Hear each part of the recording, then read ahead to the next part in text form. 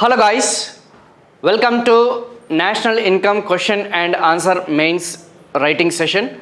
ఈరోజు మనము ఒక సింపుల్ క్వశ్చన్ అనేది మనం డిస్కస్ చేద్దాం related to nominal income and real national income.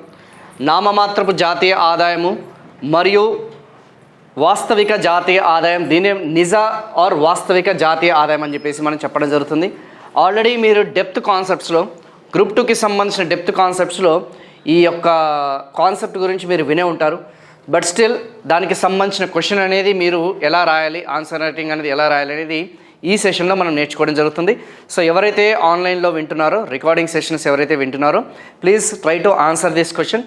మీరు ఆన్సర్ అనేది రాసిన తర్వాత దానికి సంబంధించిన పేపర్స్ అనేది ఆఫ్లైన్ కన్నా తీసుకురండి, లేదంటే వాట్సాప్ ద్వారా కానీ టెలిగ్రామ్ ద్వారా కానీ మీరు అందరూ కూడా దాన్ని ప్రజెంట్ చేయడానికి ప్రయత్నించండి. ఓకేనా?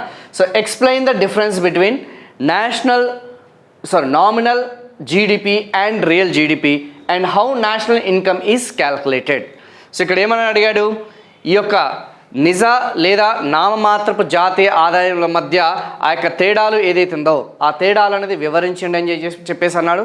అలాగే దీని ద్వారా జాతీయ ఆదాయాన్ని ఎలా లెక్కించబడుతుందో వివరించండి అని చెప్పేసి. ఇక్కడ జాతీయ ఆదాయం ఎలా లెక్కించబడుతుందో వివరించండి అంటే దేని అంశం ఆధారంగా అంటే ఏ యొక్క అవుట్పుట్ ప్రోడక్ట్ మెథడో, ఇన్కమ్ మెథడో, ఎక్స్పెండిచర్ మెథడో కాదు. ఇక్కడ వాడు ఏమడిగాడు పర్టికులర్గా ఈ నామినల్ నేషనల్ ఇన్కమ్ ద్వారా, రియల్ నేషనల్ ఇన్కమ్ ద్వారా ఆర్ రియల్ జీడిపి ద్వారా, నామినల్ జీడిపి ద్వారా మనం నేషనల్ ఇన్కమ్ని ఎలా డిరైవ్ చేస్తాం అనేది అడగడం జరిగింది. ఓకేనా? సో ఒక్కసారి ఈ యొక్క క్వశ్చన్ ఏదైతుందో దాన్ని ఆన్సర్ చేయడానికి ప్రయత్నించండి అమ్మా. సో ఈ సెషన్ అనేది నేను క్లోజ్ చేస్తున్నాను. సో మళ్ళీ ఈ యొక్క answer writing, model answer writing అనేది ఏదైతుందో దాన్ని మనం కంటిన్యూ చేద్దాం. ఓకేనా?